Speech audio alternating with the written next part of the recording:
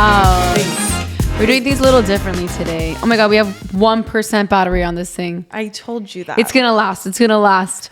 We are interviewing a great woman today. Her name is Tish Squillaro. Guys, she did our DISC assessment to see how we work well together. Why do you She's sound like so Donald Trump? good. Guys. She's so good at getting to know yourself and behaviors and all this stuff. Our combo with her is really, really interesting, and I hope you guys get a lot of value out of it, right? Do you have anything to add just about our combo? I mean, she is just so amazing. We met her at the founders event at Harper Club. Yeah. And we hit it off with her immediately. She just like has a lot of knowledge, and I feel like she knows how to really speak to people of our generation, especially those who are graduating school and don't know what to do with their lives, or people who are trying to make a transition in their career or in your relationship. Like, she just has a lot of really solid advice, and she's been so kind and generous and helpful towards us. Like, yeah, no, she really is amazing. Out of the kindness of her heart.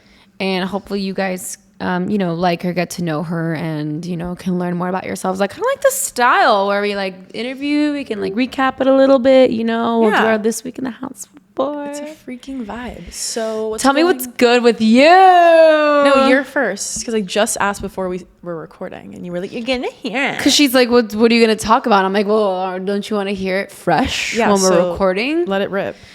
No, I'm just gonna let everybody know that it's really sad, but they say that if you depended on your friends to get rich, you'll probably be broke your whole life. Whoa. What do you think about that? I could have avoided that way better, but no, I feel that. Did I get my message across? I think the first thing that you told me when I started real estate, the first day, you were like, clients become friends, friends don't become clients. Oof, I don't know if I said it like that, but you made it sound good. You did. I'll never forget it. Ooh. You were basically don't depend on your friends to be your clients. And I actually heard this for the first time from my uncle, who's in the finance world. So this goes for any job. Who's your uncle in the finance world? Gucci? Oh. You mean? Okay, yes. And this is a male in his 50s telling me that in a completely different country. So my point is I think this is relatable across everything. And just the idea of it, I think, is really sad. We've spoken briefly about this, but this is what I wanted to share this week. I just think it's sad that of all people, you really can't rely on your friends on being so supportive when it comes to your job. Mm-hmm. Why is that? It's really interesting if you break down the concept, because especially in our job, obviously we know a lot of personal things about our clients, right? And how come random people trust us to review their proof of income? Yeah, that's another thing. It's friends and family, they don't want you to see. The people you're really close to. So it's because you're going to judge them. I mean, it's not judging. No, but I think that's what they think. They're going to be like, oh, you're going to see my bank statement? Mm-hmm. Ooh, we're a little too close. And someone random, it's I don't give a fuck. I guess, yeah. I guess that's true. I mean, it just is an interesting concept if you break it down like that. Because it's well, how come you have more trust with your friends and family? So why is it that they don't want to expose themselves? Maybe it's the keeping up with the Joneses. I'm just now we're just talking, but it's okay, maybe it's you have this impression that they make X amount, but you don't really know, and then now you're asking for proof of income, and then you're I don't know, maybe they're just but I think sometimes it's a blessing, because at the end of the day, you don't want to be, I mean, it shouldn't be this way, but it's easier to tarnish a relationship in our industry, Tarnish a relationship with who? If they don't like the way you're handling things or whatever, and then you have to talk to each other in a certain way. It shouldn't be that way, but I'm just saying. I just think it's a really interesting concept for anything. Obviously, if someone's selling a product or things, you just don't want to be buying things all the time. But I feel maybe once you try to support your friends, or you try to support your friends, and so at least I try to support my friends in some sort of way. I think it's funny. I'm actually sorry. Especially if they're entrepreneurs. I'm thinking about your mom and my dad. Obviously we represent them in their deals. Mm-hmm. And when you're talking to your mom and I'm talking to my dad about business, it's we are not father-daughter. We are talking about business, and we are screaming at each other sometimes, Right. And you and your mom do the same thing, and you can turn that on and off. Totally. But I'm just saying it's interesting, because that is kind of how you can keep a like familial relationship with your mom and me with my dad, because when it comes to deals, we genuinely talk to them like normal, like screw your head on straight. Yeah. Like, it's not like you're my dad. I do think that like with family, I guess it's kind of the same as friends, because I do work a lot with family, and it's like because they trust you, and it's the same as any relationship. It goes the same actually with any client. You still need to put boundaries, just as it's family. Maybe they think that they can like still call you at any time or have conversations at any random moment, or they think that you're gonna go like above and beyond just because they're family. And I feel like that's the same. Any client who wants to take advantage of you is also going to call you randomly and also be like, well, why don't you do XYZ for me too? Or why don't you do it? You know what I mean? Like, they're also going to want more. So I think that like, it doesn't, if you're going to be professional and do a good job and deliver an excellent job, it doesn't really matter whether it's your friend, your family, or a random client. Like, I think I try to treat everybody the same. Yeah, but I've actually seen somebody ask Sif Heider this in her question box, like, I started a business and like my friends and family aren't supporting me, and she was like, never count on your friends and family to support you. It shouldn't be for them. It should be like global. Well, true, I guess, because you're also like not like appealing those. That's not your target. But I agree in the beginning, like your friends and family should support you. Like, that's how you get your feet off the ground, you know? Yeah, but I just like don't get the concept like why they wouldn't support you. I know, I'm agreeing. Like, right, I just like even her agreeing, like, and I get it, I agree, and it's like maybe the product that she's doing, like Array, is not for everybody, you know. But like, I'll take Emily for example. When she first started teaching Pilates, like all of us, of course, would go and show up to her classes, and now she doesn't need us, you know, like she is like recognized as one of the best Pilates instructors in Miami. She has her own clients, she has her own thing, and that's why like now I don't feel bad if I'm not in class, because her classes are waitlisted anyway. She doesn't need me. Like, of course I wish I could go, but before, of course, everybody was putting in like maximum effort to make sure they were there to show up. Also, that's kind of like, that's like a very long-term commitment to go every single week to pay for classes to support your friend. It's like, all right, also don't expect them to be like spending their money every single week for sure to support you. That's, I mean, do you not think, of course I wish our friends would post our podcast every week. It's free and it takes 5 seconds. Right. I'm going to say like for Emily, it's like, sure, maybe on her story, we can support her. Like if we go to a class, like we can do that, but like actually attending the class and paying to go every week is like a super long-term commitment. Like I get that. You don't have to do that. Or like every single time you have a merch drop, like not all your friends need to buy every single thing, you know what I mean? But if it happens like every once in a while, it's nice, you know, it's nice to be remembered. Like you said, the podcast, you know, it's like, it's so funny. Who was I talking to? They were like, you should talk about telling your podcast. And I was like, I do. You don't listen. Literally. I do talk about this on my podcast. They go, this is a really good topic. I'm like, people always say that to me. Literally what we talk about. People always say that to me. They're like, you should talk about this on the podcast. I'm like, babe, we probably have 5 times by now. Every different episodes. Probably touched on this. Yeah. I'm like, damn, we got to get better at marketing, I guess. Yeah. So it's like kind of annoying. I used to be way more bothered by the idea that your friends don't support you. And now I kind of just like know that everyone kind of sucks. And I mean that in the best way possible. I'm just like, I feel like in that phrasing. What? That's not good phrasing. And That's I know not you good don't mean phrasing. I don't mean that I'm joking, but I just know exactly, like, it's just interesting. It's an interesting thing to see, you know? Yeah. Those are my thoughts. What do you think? I think, well, I just said it. I mean, I think that, you know, people could definitely be supportive in the beginning, and like once you're good to go, like you don't need to support every single thing, every single moment, but it's super helpful in the beginning. Yeah. I mean, when it comes to real estate, like you have, if you're working with somebody, like maximum you'll have 1 transaction with them a year. So so like that's not a long-term commitment. And it's different. It doesn't happen often. If you're talking about the podcast, I have different thoughts than real estate, you know? Yeah, I'm just saying the thought of it in general. Yeah. Whether any endeavor you have. Yeah. It's just an interesting, it's just interesting that a lot of people seem to agree. Well, it's not from my uncle to Sif. All right. It's not interesting. It's people don't like to see you doing better than them. That's an interesting concept coming from people you call your friends. But that's what it is. I mean, you know, it's crazy. Yeah. People are jelly. Anywho, that's what's been going on in my mind, you know. I'm just thinking, and you know, I had my sister here visiting on another note. Took her around Miami. She lives in North California, and I had to bring her to the good side 305. Did she like it? I think she liked it a lot, you know? She's like, you have such a nice lifestyle. I was like, thanks. It's different. I mean, I'm also taking you to get a different matcha every day. Like, I don't do this every single day, you know? Yeah. But it's such a different lifestyle. What was her favorite thing that you did? She really liked the beach. Did you take her to Fisher? Yeah. Okay, yeah, I would like that too.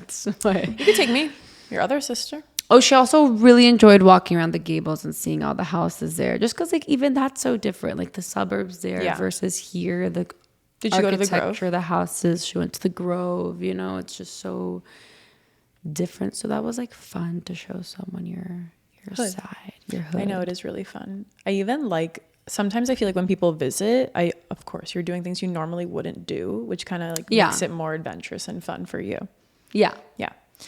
What about you? My house is that I started Pilates teacher training last week, which was so much fun. And like, I honestly did not think I would love it like as much as I do. I knew I was going to love it, but like, I'm really loving it. Really loving learning about the body, like really loving learning about breath. I love the woman who is leading our teacher training. Her name is Gina Murray. You can find her Gina Murray Pilates. And she's just so knowledgeable. And I love these women that have been doing Pilates for like 30 years or whatever, you know? Yeah. Like they're just so strong. And how old is this woman? I don't know how old she is, but of course she's been teaching since 2003. Okay, got it. So it's literally been 20 years. Yeah. Like more. Yeah. So she's been teaching for a really long time, and she's just like so like uplifting and energetic and so strong, and it's like amazing, and it just is so inspiring to like keep moving your body forever, you know? Yeah. And this is something that you can do forever. Like this and tennis, I think are literally the like longevity hacks of life. Best combo. Best combo. Strength training too. Just like it's different. Yeah. You need to like, it's like so much about the spine and the neck, and it's so important to be constantly like stretching that. It's really good for you. So, and I've made like really good friends. That's nice. And are they like our age, older, younger? A lot of people, there's honestly younger, my age, and then a few women. Like there's 3 women out of 17, which is not a lot of people, who have kids, like teenagers. Oh, wow. So it's really cool. But everyone's just like really nice. Who are you friends with? Well, we have like our breakout group. So I'm obviously like closest to my breakout group, but then I have another girl who I usually like sit next to during our class time. And her name's Olivia, and she's like so cool, so cute. Like I just love everyone that I've met, honestly. They're all really nice. Why is everyone there? Because they want to instruct eventually, or just because everyone just wants to learn or have fun? I think it's like half and half. Like some want to teach, some want to learn. A lot of the girls I've noticed are like ex-athletes who like honestly ended up having to do Pilates because of like injuries or hormone disruption. Like a lot of them were, I guess, really hardcore athletes, and like it kind of fucked their entire lives up. Yeah. So they were forced to like go into low impact and start Pilates, and then they just fell in love after like years of doing such hardcore training. Yeah. Their bodies just like needed. What's the favorite thing that you've learned so far? You said you love breath work. Like what's something surprising that you really love? Something surprising is like, I feel like I'm somebody who's very intuitive with my body, and like, you know, not in a boastful way, but I think I have like really good form when it comes to exercise, just because I've been doing it for a long time. Like a lot of people don't. And I think I know like when I'm supposed to be inhaling, when I'm supposed to be exhaling, but the way I've already learned to use my breath to engage my core is completely different. And like, what do I need to do? Like, let me give you a cue. You have to breathe laterally into your ribs. And you can start with your middle fingers to touch. Everybody do this, even if you're driving. Actually, not if you're driving. I would if I was driving. Middle fingers to touch under your ribs. A lot of people also don't know where their ribs are. People are like touching their boobs, feeling themselves Mine are always sticking out. Yeah, mine stick out too. Yeah. So that's why I know. So fingertips to touch, middle fingertips to touch. Not someone being up here on the ribs. Right, like they don't know. And then you breathe in laterally to your ribs, and your fingertips should come apart. And then as you exhale, think belly button to spine. You know, you exhale through your mouth like you're blowing out a candle. Nope, you're not doing it right. I'm like through my nose and like my spine, breathing laterally. My stomach wants to go out. It's a lot, but I'll do it. I'll teach you after. Okay. But that is something. And like even now when I'm walking, I'm doing it. In my lift this morning, I was doing it, and like my core feels very strong right now after literally 2 days. But amazing. Anyway, that's my tangent. What else is going on? Like, I hate golf, the game of golf, actually, very much. Same. It's not my cup of tea. It steals my fiance away from me, and it's too much. It's too many hours. It's like he played 18 on Saturday, 36 on Sunday. Cancel golf. This is insane. Like, we need a referendum on golf. We need golf-ageddon. Like, what are they calling Alex and Alex right now? Almageddon. Yeah, we need golf-mageddon. We need some laws around golf. We need laws. If I were the president, golf wouldn't exist. So wrong president for that. He loves golf. Yeah, no, literally. Anyway, that's really it. I think, I don't know. I feel like I'm still in my like hermit-ish era. Like I mentioned before, I am going to New York this weekend, which will be really fun. I'm excited to get out of Miami for a little bit, although I'm actually like not, like I'm really loving it right now. But New York is always like a breath of fresh air and like fun and exciting. And I haven't done many fun and exciting things lately. So I think it'll be like moving is like pretty fun and exciting. Starting a new course is pretty fun and exciting. Seeing me every single day is fun and exciting. Oh my God, I'm an adrenaline junkie. Oh my God. Great. Maybe you are. It's giving D from the disc. Never stop. Wants to keep doing stuff, which we will talk more about. Oh no. When we interview Tish. Oh no. Very soon. Well, my fiance literally told me yesterday, like, it's never enough with you. So that's good. Nah. He's wrong. Nah. That's different. That's a different story. That's what's going on in the house. I'm so excited for this interview. Tish like just has so many little nuggets of amazing, inspiring things, especially for girls our age to take on. So yeah, get to know yourself and get to know your personality, because everybody has positive and negative traits. The first thing they ask you when you enter, nothing negative about me. Nothing. It's giving arrogant from the test. Great. The first thing they ask you when you are in an interview is like, what are your strengths and your weaknesses? So you will learn them if you listen to this episode. That's and it'll what be I thought. Super helpful. Yeah. Yes. You've interviewed for so many corporate roles. I mean, I know that you're familiar. No, but when we were talking to her, I was like, if I was though, this would really help me position myself better. It is. So everybody go take a listen. Check out candorconsulting.com. Reach out to Tish if you want your DISC assessment done. We highly recommend. I did it at Babson my freshman year, and I just redid it again because, of course, I don't fucking remember what it was from when I was 18. And now about 8 years later, oh my God, I'm going to vomit. Wait, no, it's been longer, right? 2017. Oh my God, it's been 9 years. Okay. So. Chill. It's been 8. Chill. No, it's been 9. Oh, also, I'm like really wedding planning right now. Any like interesting news about the wedding, or is it just like you're deep into it? It's just like a lot going on, but like it's so dumb. It's like Ethereum or Ranunculus. Like, okay, I don't know what that means. Yeah, like 2 flowers. Like, who cares? But yeah, that's kind of been my life. That's been consuming my life right Your now. save the dates came out. They sure did. It's decorating the entrance of my house. Good. It's there. It's just there. It's so big. It like literally is decoration for your house, right? No, it's so beautiful. It's like a painting made out of gold foil. No, it's not. It's diamonds. Diamond encrusted letter envelope. Yeah. Everybody got a free pair of diamond earrings in my save the date. Yeah. All right. Let's get into the episode. All right. Welcome, everybody, to another episode of House of Her. Today, we are sitting down with Tish Squillaro. She is the founder and CEO of Candor Consulting. She paid her own way through UPenn, which is really badass, started her business right out of college, and has spent the last 2 decades working with CEOs, executive teams, and board members to uncover why people and businesses fail. She's also spent decades studying why people behave the way they do in boardrooms, in relationships, and in life. She's an award-winning author, a sought-after speaker, and someone who has built her entire career on saying the things nobody else will. Tish, welcome to the house. Thank you. I'm excited to be here. We're so excited to have you. Excited. All the girls that listen know, and a few men that listen, know that this episode is all about figuring out who we are in our 20s and our 30s, and what this whole life really means, and how we can achieve a long-lasting, sustainable life. Which is why we brought you on today, because we want to talk about who we actually are versus how we perform in the workplace.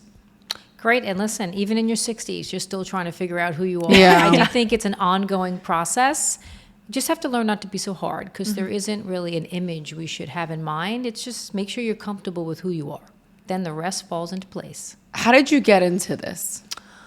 God, I wish I was a planner, but my first business was a dog daycare, so I could say the dogs led me to work more with people. But truthfully, it was because I had this niche where I enjoyed motivating others to achieve more. And maybe that's my drive of my own. I always want more, more, and more. I can get more. I can get faster at it. I can get better at it.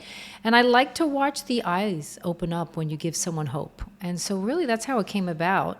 From a strategic standpoint. From a realistic standpoint, I had to make money. Yeah. I did put myself through school. It was not a badass at that time. It was just survival. But I like today to look back and think, okay, I made it. I did it. But it does teach you a lot about wisely spending, which I'm still teaching my two kids, 21 and 22. I don't think they have the same badass mentality. But when I realized that the dog business wasn't exactly my calling, though I loved putting it together, and quite honestly, I look back, and because of 1997, there are wonderful dog daycares all over the world right now. And we did start the first. It was called Doggy Road Daycare. And dogs had a better life. So then I said, well, let's go to people now. What can I do with that? And so I started out in business really on the verge of, when someone saw my resume back then that I was a dog daycare owner, they thought there was something wrong with me. Being an entrepreneur back in 97 meant you couldn't get a job, not that you actually were an entrepreneur. And someone took a liking to my spunk and my drive, and I started off in recruiting. And recruiting is a great way to meet people. So what's recruiting? They're the folks that help people find jobs. And so that taught me a lot about listening, how people look to find what they really think they want and what they're good at, and is that always aligned? And that also taught me how to then guide people, because sometimes their decisions they were making weren't exactly going to be long-term fits. And that's how I got into what I am today. I didn't love recruiting 100%, but I loved the people aspect. And so one day I placed myself in my own recruiting company to a business and started in HR. And so HR is really that human capital side of every business. Found ways to work individually with the people in that human resource seat, and from there decided I want to do it myself. And I started Candor in 2000. Wow. I want to go back for a moment, because let's go back to when you were in that survival mode. I think a lot of us today, or a lot of people we see online, kind of tend to have this victim mentality. And if that were them, maybe they wouldn't have pushed so hard to get themselves through school. They might be saying, why me? Why is this me? And just kind of complaining and not really pushing through that grind. So do you think this is a behavior pattern of yours that you learned? Is it instilled in you? Is it a mindset shift? What was that? I think it's a protection mechanism, right? So I guess I would call that a behavior, or a way that you give yourself excuses, sometimes not to do the hard things. And Mom, I'm there too. Look, there are many things I'm transforming even now, recognizing that my career may take a different slant. The market, what people want, AI, there's so much in the world. But I do think the survival mode is really making sure you know what you want. And so I think the first step is figuring out, well, what are you looking for? What is it you think you're good at? What would you like to do? This is what I tell my 20-year-olds. Find something you like doing and make sure it can make a living at it, because of course they'll give me silly answers like, okay, we can't make a living at doing that. But make sure you like what you're striving to do to make money, because you won't be good at it and you won't do it to your fullest. And so I think that's the first place to start. But to go back to your question about behaviors, we are our own worst enemy, and we're also our biggest cheerleader. And we just have to figure out that balance, because we do have to push ourselves at times to do the hard things. Yeah. And we don't always do that. For the people who are young and are graduating college and still feel very lost, what would you say is the first step to getting to know yourself if you still don't really know what you want to do? I guess the first thing, because I've had my kids in that position, is to first understand, again, go back to what you like doing. And I mean that in you are able to do it. Like at college, you should learn some skills. What if people are like, but I just like to play video games and socialize and go out? I feel like very surface level. People don't really dig deep, and they're like, actually, I love to socialize, but maybe I'm like really good with people. Like I feel like maybe you can translate not those. So you just gave me a sales like, customer service like. There's a ton of opportunities for people that are outgoing and engaging, Right. which is what you described. There are many people who aren't naturally outgoing and Right. engaging, so that's not for them. So those are skills. I think the key is to sit down with someone, could be at school, could be your parent, could be a friend, and write a list of what am I good at? What do I do naturally? What do I want to work on that I want to get better at? And what am I not good at? And I think when you start to make that list, you will have a pattern of some sort to start looking. There's a job for everyone. And today there's lots of different opportunities. There's internal, external, there's remote, there's in person. A lot different from when I grew up. It was a very basic 9 to 5. You had to go find your job and you went to it every day. Today there's a lot of flexibility. But that was where I start. I would use the school if you're still in school. Talk to your parent. I even do this a lot with my daughter's friends and son's friends because no one wants to hear their parents, so they'll go to a stranger to get better advice. Well, I'll give the same advice their parents would. But start to write down those things. I think when you write them, they're real. When you think them, they're not real enough. You need to write them on a piece of paper. And start to visualize it. And visualize, and you'll see a pattern. And ask your friends. I mean, I think it's very natural to say, well, if you had to say my best attribute, what is it? Mm-hmm. A friend will tell you. And the thing that you know drives you crazy about me, what is that? And a friend will tell you. That's your starting list. And I feel like we can do that at any point in our life, even if we're like later in our 20s, transitioning careers, pivoting. I feel like it's always good to I'd recommend it to do it all the time. I mean, Yeah. honestly, every 5 years, I still reinvent myself to make sure I'm adding value both in the home and in the career because things change and you change. And change is good if you master it. Change is not good if you let it happen to you. Mm-hmm. I think it's really interesting nowadays because, especially for me, I went to business school and I went to a very small business school. So when you graduate from there, everybody is doing investment banking, financial advisor, something in marketing, operational, any of those like basically 5 principles of business we go into. And the other day I met somebody and she's like, oh, I'm a flight attendant. And I'm like, oh my God, there's like other jobs that exist. And sometimes when you're so many now in a bubble of everybody doing the same thing, it can feel so overwhelming if you don't feel like you fit that mold at that time. And I think it's also just about like going into the world and getting a little bit of perspective too and seeing like, okay, wait, I don't actually have to go into business. Like now I just have this as a skill, but maybe I don't actually like it. And like, it's okay to do something else. Yeah. And to that point, another good thought for someone just entering the workplace, take the job. Take a job. I had this with my daughter. She did That's a great point. marketing and analytics, and I don't know if she knew what the job would look like. I said, well, get a job. Yeah. Get into a company that is willing to hire a young person right out of college. They don't expect a lot of you just yet, and navigate what you like and start to create your own career. And I think that's how more people should start out, unless you're going to be a doctor or a lawyer, where there's a very secure path that everyone has to take. Everything else is a journey. A very different journey. Couldn't agree more. I had a young girl come to me because she was like, she has this amazing job opportunity at Fidelity. And I hope it's okay that I'm talking about this, but she has an amazing opportunity. I guess if you don't give her name, it's fine. Yeah.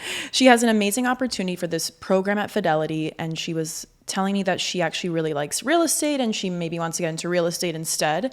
And I told her at 22 years old, when you're graduating college, I highly recommend, and I don't know if this is not good advice on my end. I wish somebody would have said this to me. Somebody did, but I told her, take that stable job. You're going to go through the biggest transition of your life for the time being, where you're now going to be an adult. You're now going to have to budget your entire life. Like there's so much change. Like have that stability for 2 years. 2 years is nothing. You're going to be 24 by the time it's over. And if you want to go into real estate, you can, and you're still only 24 years old. And then you have all these amazing other skills. So I totally agree. And I think that's something that not a lot of people are talking about anymore because everybody's like, chase your dream, do what makes you happy. And of course I agree with that, but there's something to be said about gathering other skills along the way.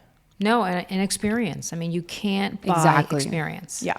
And I don't care what school you go to. I don't care what your background is. Experience comes from failing and learning.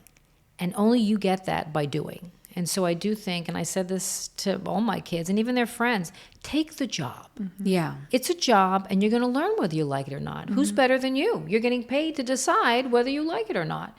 And I don't mean a Starbucks job, not that there's anything wrong with that. Obviously, any job is good. But if you're offered a job that sounds boring and not exactly what you went to school for, that's what we're talking about here, give it a shot. Yeah. You just don't know. Yeah. I would say the same for even people who are older and already have more experience. And then it's kind of the flip though. It's like, I think I deserve better. I think I deserve a better title. And it's kind of like, well, but still, you know, if you're pivoting, I don't know, like just be open to the opportunities and take what you can get, you know, and see where you never know where it takes you. Yep. I agree 100%. So what about for the people who kind of default into the victim mentality? What do you say to get out of that rut? First, I ask, why do you think you're a victim? Like, what is it? I don't think people know that they're being a victim. Right. They're just complaining. Well, but I use those words on purpose because I do want them to be startled for a minute that your complaining is making you sound this way, which means your body's image, you are creating this aura around you.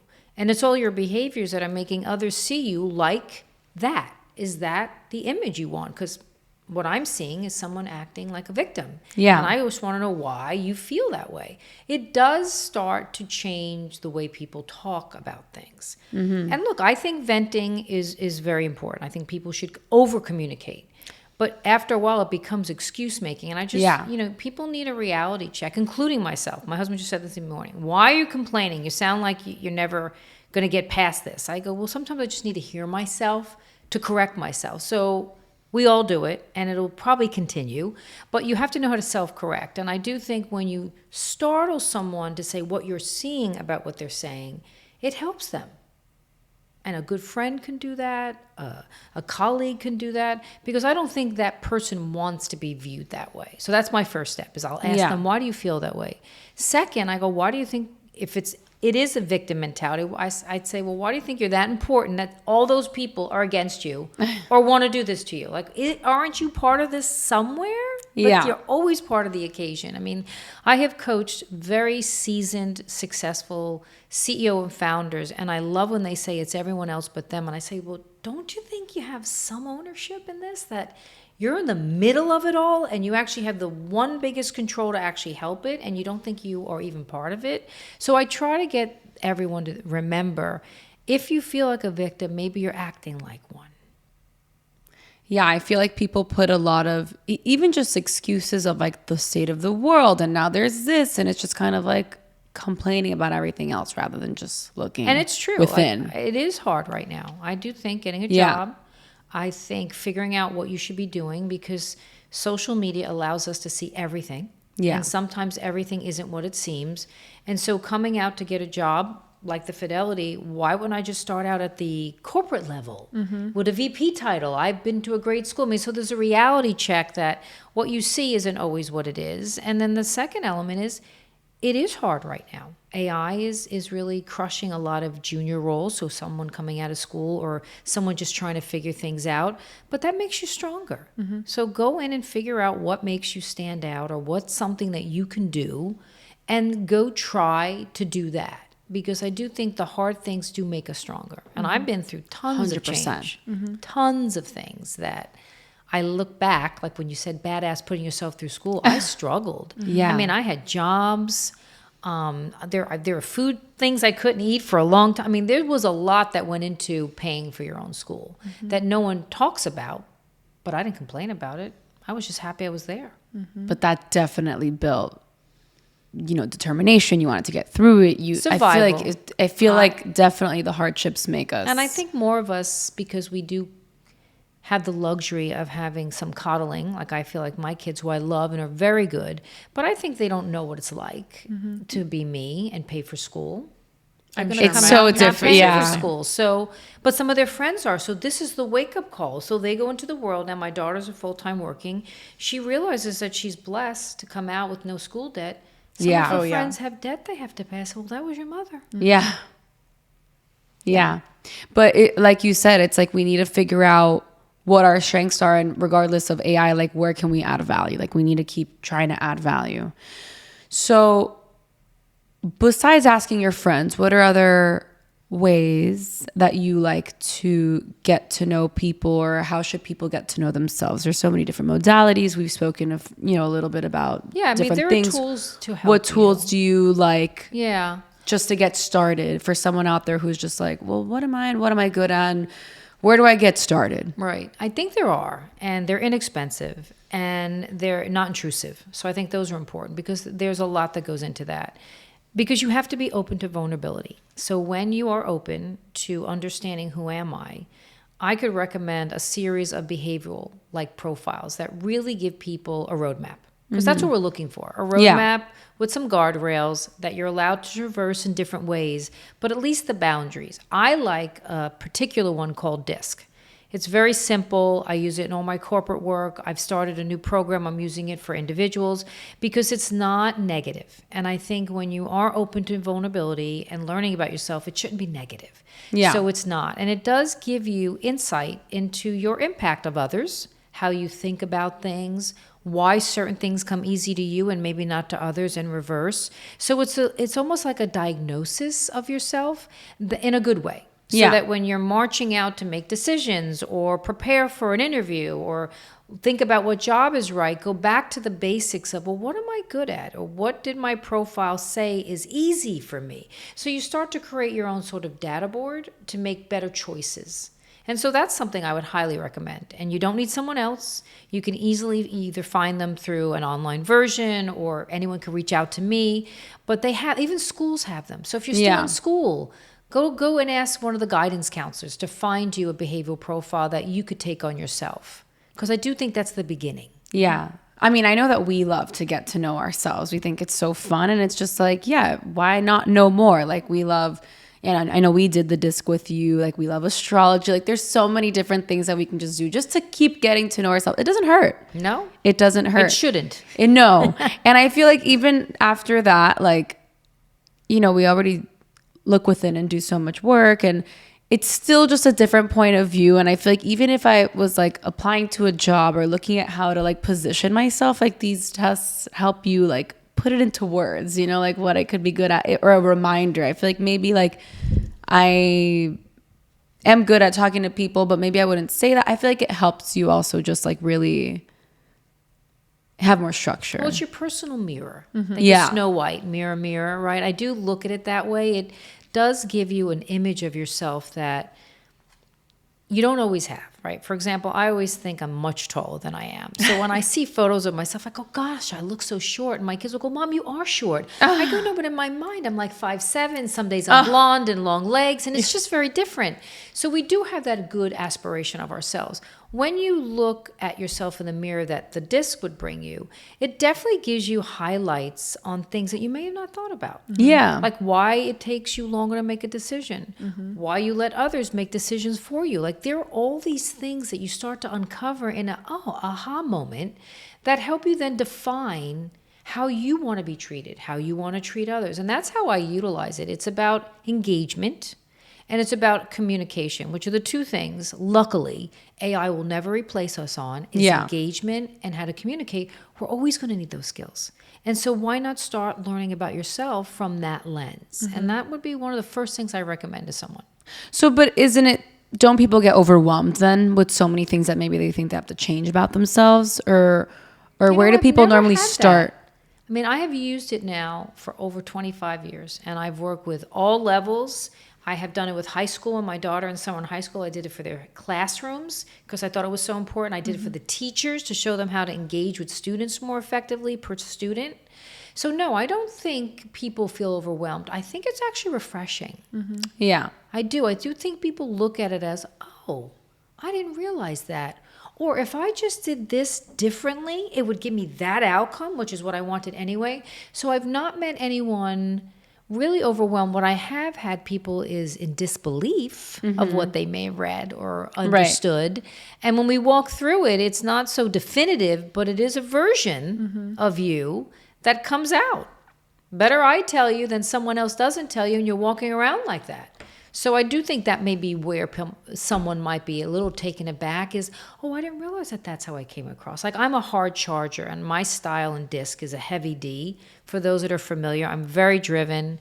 And sometimes I come across abrasive or inflexible. And I don't mean to be, but that's what a hard charging, want to get it done person can be like. It's good that I remember that, because if I'm meeting folks and I don't want to come across that way, I learn to ratchet back my enthusiasm just a bit. Go for you and I it. are taking a breath. I want you to go through the different styles so Sure. people could hear them and even maybe in their head be like, I think I'm kind of a little bit of this, a little bit of that. But yeah, I agree. My family, for some reason, just my family, maybe because people in the workplace wouldn't want to say this to me, but they're always like, I'm afraid to tell you something because you're so aggressive. And I'm like, I am? People. It's so funny. Like, I so don't see that side. Right. And it's funny how people see different sides. And my partner too, he's like, you just like react so aggressively sometimes. I'm like, I don't even notice. Right. I'm just My being daughter me. says her friends are always intimidated by me. I go, why? She goes, we always have a jacket on. But it's also your face, Mom. It's like, you're so sure and confident. I go, why is that intimidating? Yeah, honestly. But it is, right? So we learn, right? Yeah. Now we know. So yes, let me go through them because I do think as you listen to the different ways that I can describe them for you, and you can look this up online, it is all free information. DISC is an acronym to just break down the categories.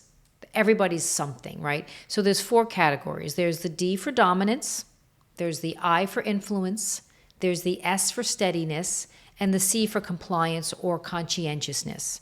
And as you think about it in a wheel-like format, they all overlap. So everyone's got a little bit of everything. No one has 0 next to any one of these traits. D's are going to be very driven, like I described myself, assertive, aggressive, but we're action-oriented. I mean, I think that's the drive for us, since we're both D's, as we found out, is that we're driven to the next step. We like movement and activity. So movement and activity displays us always rushing or moving quick. And for someone else who doesn't want to move as quick, like my husband, who's a C, I'll do C next just to give you the relationship comparison, I always look like I'm negligently working too quickly with no information. And I'm not. In the back of my mind, I've checked my boxes.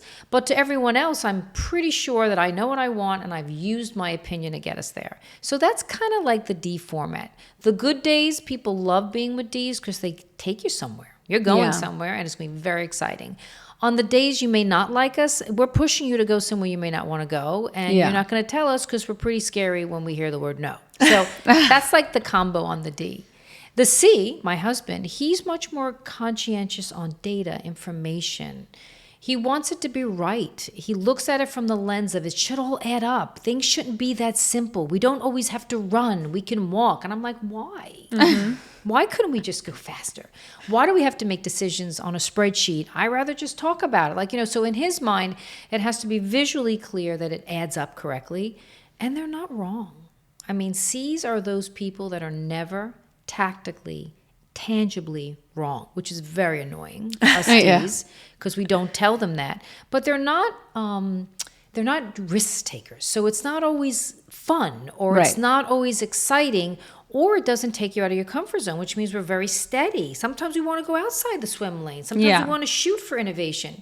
And so that's where the C sometimes always does the right thing. And then they wonder why everyone else is passing them by doing the maybe not so right thing, but they're still staying by the swim lanes. So that's the D and the C. The I is the influencer, and everyone loves I's. They are engaging and they're social and they're active and they make everyone else feel fabulous and they feel. And they show feelings. So I's are the folks that always can make everybody else feel great or not. Because if an I's not happy, you're also not happy with them. I's have a way to have their energy elude itself out through emotion. So they're easy to be around when they're in a good mood. Not so easy to be around when they're not in a good mood. Because I's wear everything externally. But for the most part, they can get folks to stick with them forever. People will follow I's anywhere. Why? Because when you're with one, you feel with them. Which a D you don't necessarily feel, and a C you most definitely won't feel. The S's are more about steadiness. They're the quiet, easygoing, always willing to put up to get everyone else to get something first. They're always harmonious. They never say a bad thing. They always speak so perfectly calm. Like they're hard to keep up with because they're so like everybody else comes first, but sometimes they get lost. So my S's are the ones that always let everyone else get what they need first, but in the back of their mind, they wish they were asked. or they want to use their voice, but it seems like everyone else seems to be pretty excited. They don't want to add to it. But what they were going to say was going to change everything for the better. So they're the ones that hesitate a little bit. They think more than talk. Like my C's, they think and data drive before they talk. And my D's and I's just talk all the time. So if a C and an S are with D's and I's, they're probably pretty quiet. So those are the 4 different styles. And if you hear traits about yourself, you probably are leaning towards that as the highest or the strongest. But I always look at everyone as a combination of 2. Because when you do your profile, if you ever did, you get the rankings of all 4. So everyone's always all 4. There isn't ever 0. 26 years, no one had 0. I am a 3 and a C and a 4 and an S. So I know it can go pretty low. But that just means when I'm with S's and C's, I can learn a lot. And I can also give a change of control to give how other people might be. But when you think of yourself and you hear those traits I just said, think of it as a combo of what 2 do I sound like? Because that's probably closer to where others see you. So many different personalities, obviously, and people's environments also influence them. But like, let's take like you and your husband, for example. You're a D, he's a C. How do we learn to best communicate with people, whether we're dating them, whether we're in the boardroom with them, whether they're our boss? How we want to learn about ourselves, but then how do we also learn how to approach these people and communicate a little bit more effectively? That's an excellent question, because what we don't do right is probably that. We think naturally people are all like us. So the way I make a decision, which is fast, furious, and instinctively, like right away, he does the complete opposite. And so what we've learned in our marriage, because he's a CD, so the D helps him, because I think I would have drove him crazy if he wasn't a CD.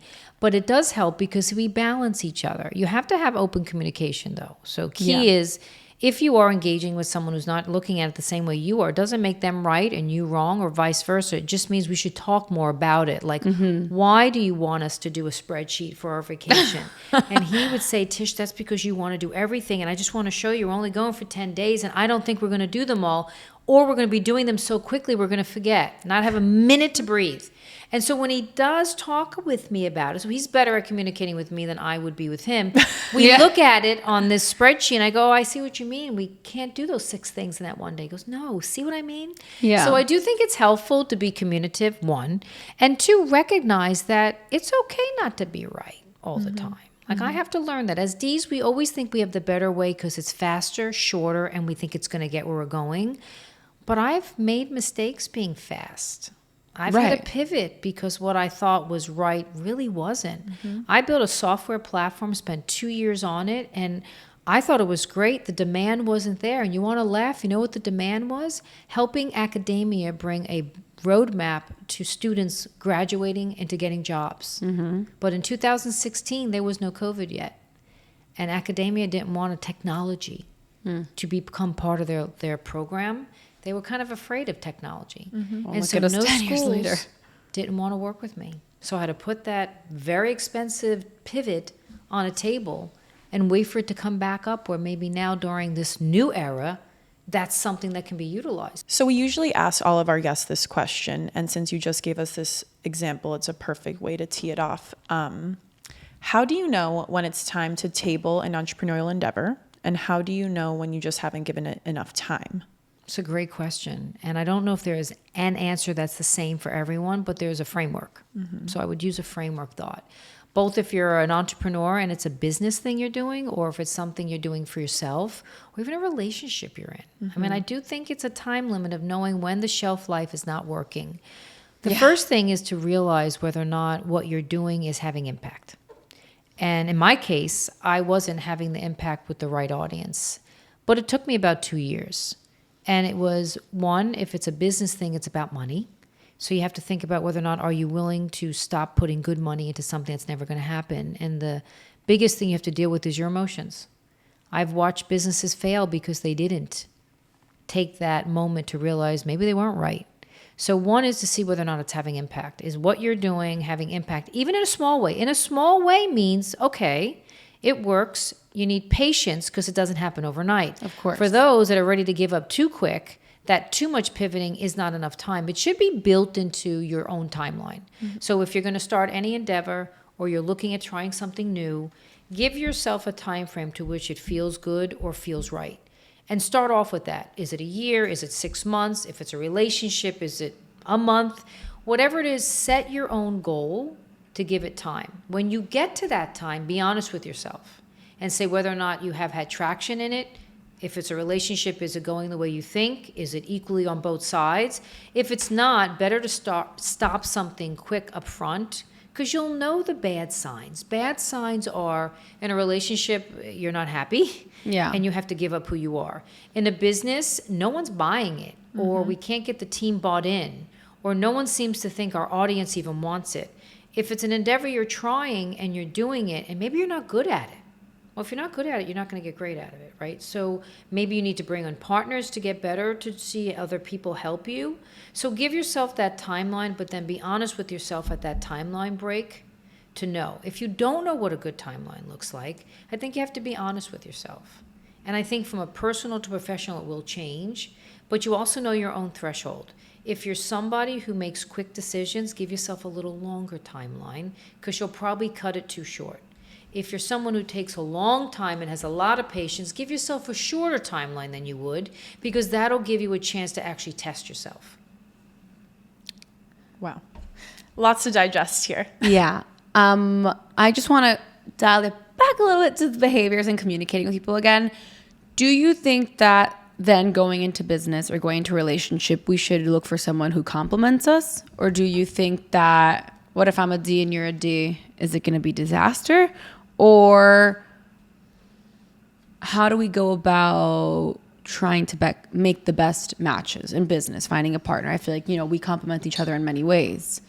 Or in a relationship, I'm the opposite. What? No. You didn't know that in advance either. No. Like, we usually don't. We didn't. Or even like with my husband now, I'm like, oh, there's so many things that I'm just so different. But also I think maybe if I had someone exactly like me, it would be too much. So it's kind of like, how do you think we can make strategic and the best partnerships for ourselves? Well, first know yourself, right? So we talked about that. I think before we make assumptions about who we are, get that down pack. Know what you're really like, how you handle stress, how you make decisions. And again, a profile's one way.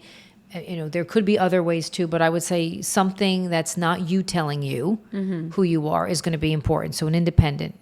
And once you get comfortable with that, now you want to think about what you want. And I've had a lot of people in business ask me, hey, can my spouse take this? Or I'm dating, can I use this as a dating mechanism? And I joke with them, I go, I don't know how many dates you get when you say, hey, take this link. Yeah. But no, you could look for what's important. One, if you know yourself well, you also know what kind of manages with you. I do think like kind could work well if you have boundaries and parameters, right? So if two Ds are together, it has to be a very clear line of communication of who owns what and what boundaries are there, even in a work relationship, because that two styles together could get very abrupt. So I also think complementary is when we're not alike, but if you're too far apart, you're not going to make each other happy because no one sees it that way from their lens. That means you're always fighting about how to do the simplest thing. So you can't be too far apart. You'd have to be able to get that balance, know how flexible is that other person to be closer, and how flexible can I be to get to there? And so there really is no magic around how to do it. Like, I did not have disc when I met my husband. Who knew, right? I think if I would have been told who am I going to marry, I would have never said a C. I would say, oh my God. I think I probably not would. from me.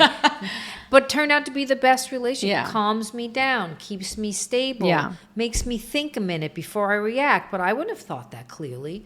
But I didn't even know myself then because, again, I didn't use the profile. So I do think knowing now what I know, I probably would say I'd have to have someone who has the flexibility to deal with my hurry up, let's do it, but also the knowingness not to egg me on and be patient enough to be not emotional. Because C's, who I love to death, aren't overly emotional. They're too practical. There's no need to get emotional. I'm always emotional. Could you imagine if I had another emotional person? Yeah. And I had a business partner that we both opened the dog business, and I think we were both very similar and both emotional. We had to find our boundaries, which we did without disc, but we did it the hard way. making mistakes, not agreeing on stuff. Because sometimes if people are too far apart, you're asking too much of that other person. Right. And of yourself to consistently be able to do it. And that's you, because I can only talk to the person who's willing to listen. Look in the mirror. If what you would need to do to be in that partnership is so far removed from what you would naturally be able to do and what you are willing to do consistently over and over again and feel good about it, if you can't do those things, it's not the right fit. And then just about conflict specifically, do you think that we need to learn about the other person and kind of communicate in the way that they will understand? Because I feel like, take my husband, for example. I feel like sometimes if I word things differently, it would sit a lot better with him and maybe he'll take it a lot better rather than me being myself and maybe being more aggressive or more abrupt. But then sometimes I'm like, well, I just want to communicate the way that I want to communicate and this is how I am. Like, don't try to, not that he's trying to change me, but I'm like, I just want to like express things the way that I want to. Yeah. But then I'm like, I know that it's the opposite of how he would maybe retain the info. And if I'd approach it much nicer or sweeter, he'd be like, yeah, of course. You know what I mean? So it's like, do you think we should learn about who our partners are and communicate more effectively based on how they are? Or are we molding a little bit too much to them? And do we still just let it out the way that we are? And sorry, on that, we always talk about this. We feel like we're always trying to mold for the other person, but no one's ever really doing that for you. So it is a two-way street. So in the relationship, yeah, maybe different than business. No, and in business too. I tell this to, like, I do conflict management courses all the time. How do you have healthy conflict? How do executive teams talk about the hard stuff? So it's really at every level in every facet of our lives. I do think it's about compromise. And I don't know, some styles could be more stubborn-headed than others, but compromise is the first thing you have to put in your mind. I need to be able to get something out of this, whatever it is I'm trying to get. I want them to understand me. I want to be able to share something exciting that I want to try, whatever it might be, and understand the compromise portion of it. What is it that I need the other person or that team to understand is going to change? Because most people are afraid of change. So whatever we're talking about, if it's going to impact them on change, how you deliver the message. Remember, it's not what you say, but how you say it. Yeah. My mother would say that to me. I'd roll my eyes in my teens, and today I now say it to my kids. It is about that. So I wouldn't consider it molding ourselves. It's a compromise. And life is made up of us being able to compromise with each other so we can live together. So we're not molding. We're not changing for them. That's not what we're talking about.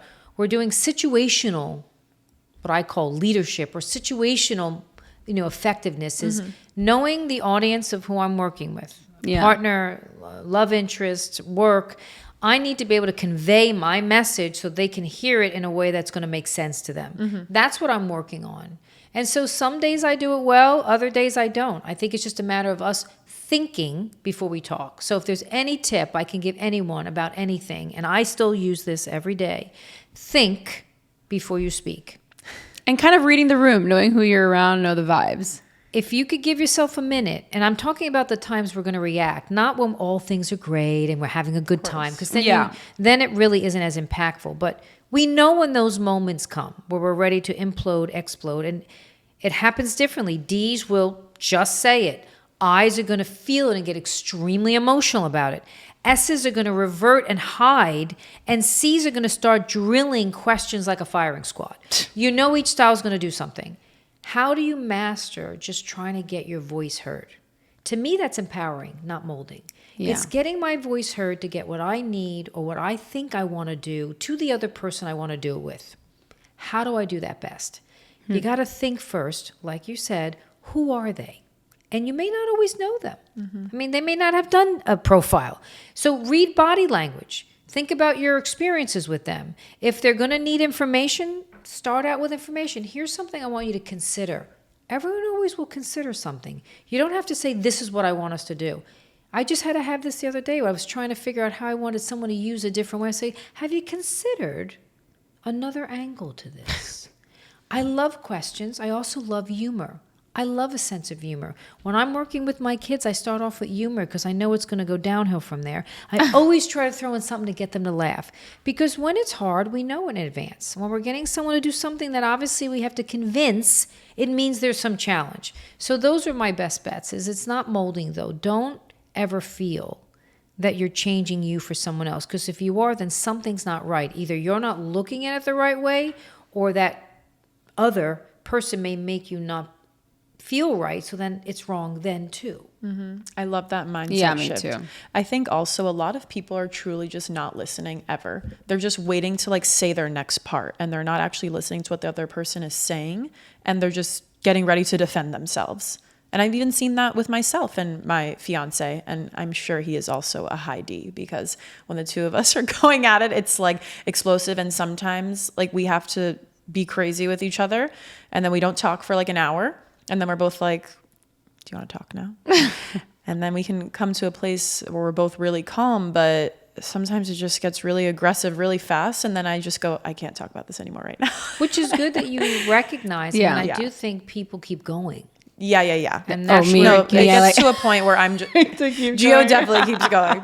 It gets to a point for me where I'm just like, this started over something so stupid, and now we're somehow into like the deepest traumas of both of our lives. So I think that this has nothing to do with what we initially started fighting about. So Yeah. let's just, No, I think someone in Chill. the group, whoever it is, has to say, you know what? We got to table this because it's going not where we wanted it to go. Yeah. And that's just humans. sometimes I table it and he's like, no, come on. Like, I want to keep That's me. talking about That's this. me. And I'm like, I don't want to right now. And I think you stick to that. Say, look, I will and we can, just not right now. Yeah.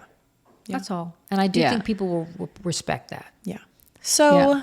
changing gears, Yeah. sort of, you have built a framework to help people achieve their highest self, or at least the person that they say they want to be. So I want you to explain this framework to everybody and explain launch. I will. I'd love to. And, you know, it's that transformation for me. I talked about it earlier when we first met. We're always growing. Yeah. And so it's not an age thing. And I think if you close your mind to think that you're not going to change frequently over time, you're silly. You will. And you should.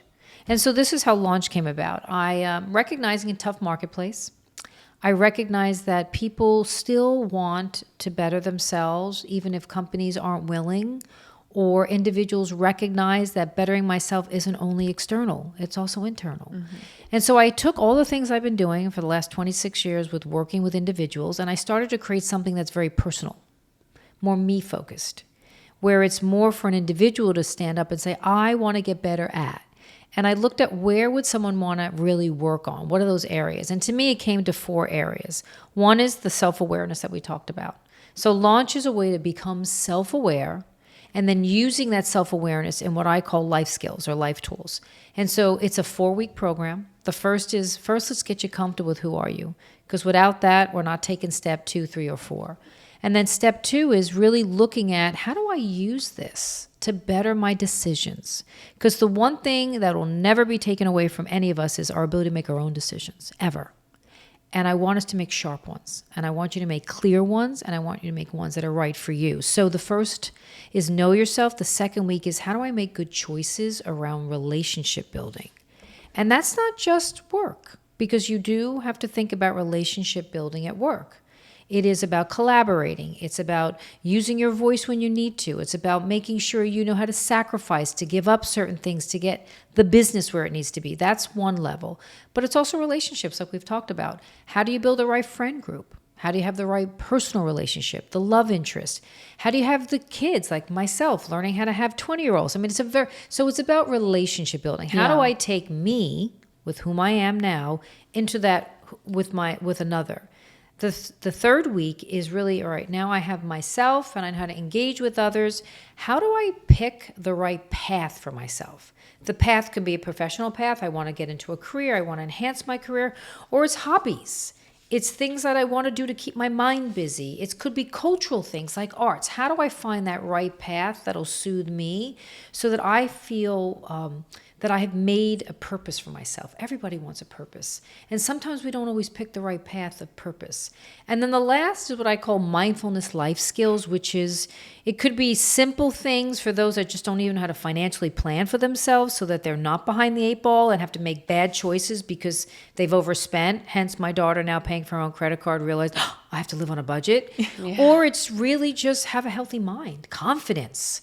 No one's going to make me not be confident in who I am, no matter what I look like or how I act. I have to feel good about who I am. It's about me. And it's those sorts of life skills. Like, where do emotions get in our way? My book series is all about emotions. How do emotions hurt me when they're supposed to make me better, right? So how do you balance that? So 4 weeks with me. I'm doing them virtually because I think I wanted to get to as many people as I can. Small classroom size setting. I'd like to think of your master class on you. And really you'll leave with tools and insights and a better feeling about how you're going to start making that journey with confidence and sharper decision making about what's right for you. And you also do one-on-one coaching. With that, I was going to offer anyone coaching. I don't know if people are comfortable coaching yet. People don't know how to use coaches. Even our CEOs don't know how to use coaches. So that's an educational form, which I'm offering. I think the classroom setting is something that gives people comfort with others. But yes, there'll be a little bit of both. People can get individual with me. People can have the group setting. You can do both. It's really getting you comfortable to start your journey or continue your journey with all the tools that I've seen people have needed over the last 2 decades and a half. Where do you think people get stuck the most? Is it the career part? Is it the relationships? Is it the beginning where they're getting to know themselves? What are the biggest challenges you've seen?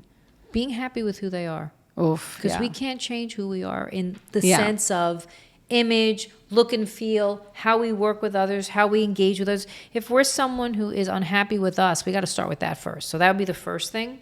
No one admits it, but it is. The second is if you are in a relationship, and the relationship could be professional, meaning your career is your relationship, or a personal relationship, make sure it's right for you. And right for you comes with your own checklist of what is right. And that's going to change per person. Some people take the easy route and just stick around. I was going to say, what if you're scared to get out? We're going to help you with that. I think that goes back to who you are, because the sticking around and being afraid doesn't make you fulfilled over time, and then usually impacts your output. In your job, you're not great at it. In your relationship, and if you have children, maybe it comes out in how you parent it. There's a lot that gets impacted. So yes, it sounds heavy, but if you aren't comfortable with who you are, the odds are everyone around you also is not going to be comfortable. I want to talk about how we can build confidence in every aspect of life. And I hate to say this scenario, but I genuinely do think it's true, where let's say I start a new job tomorrow in a corporate environment, and I don't maybe want to like speak up too much, but I don't want to say not enough because I want people to take me seriously, but I don't want them to think I'm overbearing. And I think that this is something a lot of women struggle with. I don't think many men struggle with this. I think they kind of just talk when they want to talk and nobody has anything to say about it. But a lot of the time, I think women in the workplace, people have something to say about what they're doing or what they're not doing. And how can women just show up more confidently in general? Okay. I mean, I do think, since I've worked with both male and female, males have it too. They just don't talk about it. Doesn't mean they're not feeling it. When you're trying to prove yourself, which is what I'm hearing, you have to be patient with you too. Like my daughter just had this starting a job. She wanted to show them how fabulous she was. And you know what? You start making mistakes because you don't know enough. So one is be comfortable not knowing enough. You're learning. Be vulnerable and learn. You don't have to come in as the expert. They didn't hire you as the expert. Unless they did hire you as the expert, then there's other tools you must have if that is your experience. But let's start off with just new. I think you have to give yourself a break. Everyone is so pushing on achievement that it's not overnight that we become a success. I'm still working at it. I don't look at myself as successful yet. I'll be successful when I see everyone else that I've helped actually moves to where they want to be. And then I think I'm okay. I think I'm happy with what I do. I love what I do. So one is make sure you're not pushing yourself too quick and you're not giving yourself an opportunity to learn. And learning means you are allowed to fail. You will make mistakes. If you don't, then I wonder what you're hiding, because everyone has to learn how to do something either through the company or in the relationship, whatever it is they're doing. It's okay to make mistakes, but what you don't want to make is to make the same mistake more than once. So if there's anything you have to be hard on yourself on, is take the mistake seriously and fix it and learn what you did wrong. You know, if you're not learning what you did wrong, then you're going to make that mistake again. So give yourself the time to actually understand it. And if you don't, this is where you use your voice, because any employer is going to look at you much better if you can say, I'm not sure I'm understanding what you've asked, or I've done it this way, but I'm not sure we're getting what you want from it. I think we need some more. That is impressive. Trying to muscle through it and figure it out yourself, especially if you're new to it, you're only hurting yourself. It's like when you fake it till you make it. There is no faking it, because they're going to find out. We always listen, as someone who's employed people, who's worked with employers, I think there is so much more a cachet of leadership and confidence if someone can raise their hand and say, I'm not sure what you just said. Mm-hmm. Can we go back again? Or I'm doing it that way and it doesn't seem to be working. Is there someone I can work with that can show me that? That's confidence. Being able to say, I'm not sure. So maybe confidence is vulnerability. It could be, because if you are able to recognize what you're not great at, I just don't want someone too vulnerable that they never think they get there, because that's called insecurity. Mm-hmm. And in my Head Trash series, which is the book I mentioned, insecurity is the number 2 thing that most people have but they don't address, which is when they never think they're good enough or no one's going to want them. And that is a very tough emotion to come back from, because it's all in your head. You've got to really make sure you make that not something as the voice you listen to. Mm-hmm. Now, I get insecure every time I start a new project. Every time I'm meeting someone new, my insecurity hits in. So there's a healthy insecurity. It's when I think about it and say, wait a second, I can do this. I'm going to give it my best. I'm going to learn enough. I can make it happen. It goes away. But if I'm not able to do that, that insecurity just builds. And you know what? If I'm of the image as someone looks at me as someone not insecure, like the victim that we talked about earlier, they'll treat me as if I don't know what I'm doing. Mm-hmm. What is one small way somebody listening right now can take control of their life today? You know, listening would be one thing. I don't think we do enough of that. And the other is not trying to be someone you're not. I think today, because it is so easy to see so much so quick, I don't know if all of it is actually meant for each of us in the same way. So 1, don't compare yourself to others, because that's the number 1 thing I would not want anyone to do, because nothing is as it seems.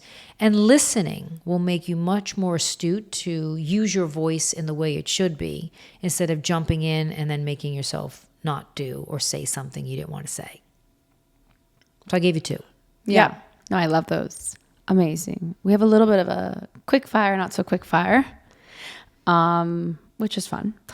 What's the most overrated advice people give women? It's a man's world. I don't believe that. Okay. I love that. The best thing anyone's ever told you. What's advice? You talk too much. You should listen more. Best advice I ever had? Biggest green flag in somebody. Oh, what's a green flag? Like trait. a positive trait. Oh, the biggest positive trait? Kindness. Yeah. Biggest red flag. Selfishness. Yeah. What's something you believe that most people would disagree with? That things move quicker than they think. Okay. Things take longer. All things take longer than you've imagined. And what era are you currently in? Era. Stage, phase. Yeah, I'm in transformation stage. I always joke with my kids and my family. I always think I came from the era of Cleopatra. So I think I'm moving into the Egyptian spirits. I am transforming the next stage of how I want to give back, because I have worked a long time since I'm 14, always working for someone. Even if it was for myself, I was working for someone. I'm starting to do things that I see more so as giving back, so that our future, this world we live in, has some of the components that I've learned all along. Which is amazing. We have one last thing, which is the mailbox, which is people writing in questions, and then you can give them your 2 cents on some advice. We'll read the questions. Do you want to read them? Yeah. Question number 1. I just got a job offer across the country. It's everything I've been working toward, but I also just started dating somebody who genuinely feels like the one. I've waited so long for both of these things, and now they're happening at the exact same time. Should I take the job or should I stay? Well, it depends what's more important to you. Are you looking for a career or a relationship? And if you stayed and the relationship didn't work, would you blame them? Because then you have to take the job. Yeah, I'm going job. I'm going to be like, I'm going to resent this person if it doesn't Don't put go that right. weight on that other person. Yeah. If this is your dream job, you need to go for it. The rest will follow. My daughter dated someone she met in France when she was on a study abroad for 2 years, and then he moved to New York. So Yeah. if it's meant to be, the relationship usually manages. The careers don't always come around with the great job. Right. Yeah. No, and I feel like if it's meant for you, it'll find its way to you. You don't have to force anything. You want to do the second one too? Sure. I love my family and genuinely love spending time with them, but every single get together turns into a political debate. It's not that I disagree with them. I just don't want to spend my limited time with the people I love arguing or talking about these topics. Do I change the subject every time it comes up? Do I say something directly, or should I just limit the time I'm with them? How should I best handle this? Well, communication. I would not limit my time unless I'm going to tell them I'm not coming anymore, because every time we get to dinner, this is what happens. I do think you might want to bring it up and say, look, I love all of you.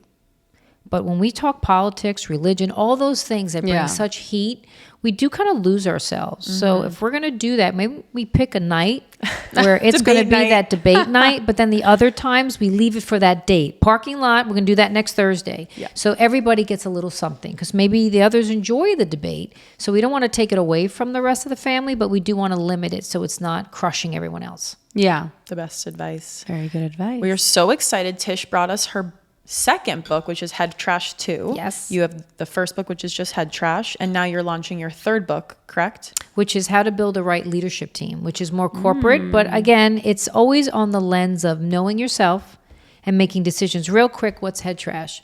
Head trash are the emotions. There's 7 of them, right? Control, insecurity, arrogance, paranoia, anger, fear, and guilt.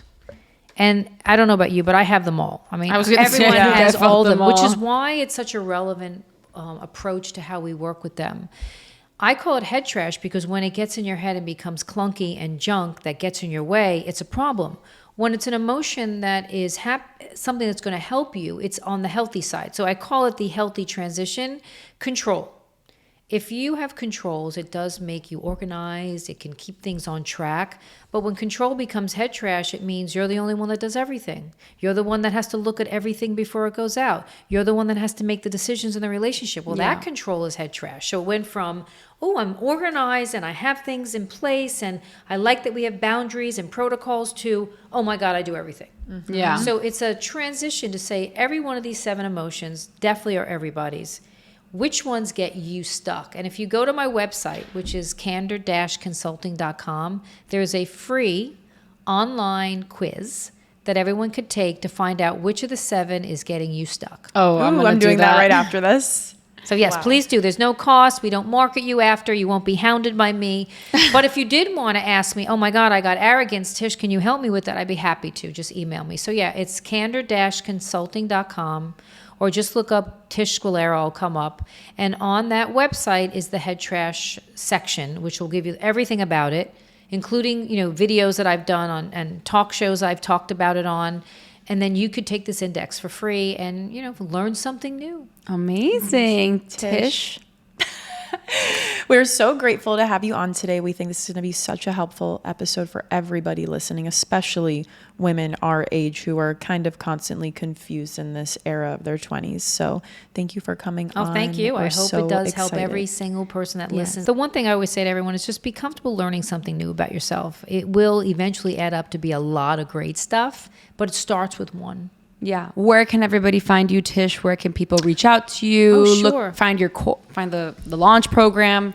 I'm on LinkedIn a lot, so I'm old school, dating myself. But LinkedIn is one place. My website, which I gave, Candor-Consulting. And launch is going to start. We're just wrapping up a couple of pilots. Want to be perfect. I'll be positioning it through maybe places like your podcast again when it's ready, and also through LinkedIn and my website. And I'll find marketing ways to get it out there. I'm really focused on Miami right now because that's where I live, and I can actually do them more in real time if people wanted. But yeah, it's coming. I would say probably early summer. Amazing. And it's online. And it will be all online. Yeah, so people can do it if they're anywhere. You will be able to do it anywhere, but you'll be committing to 4 weeks. Right. Amazing. Thank you. so Thank you, much. everyone. Alrighty.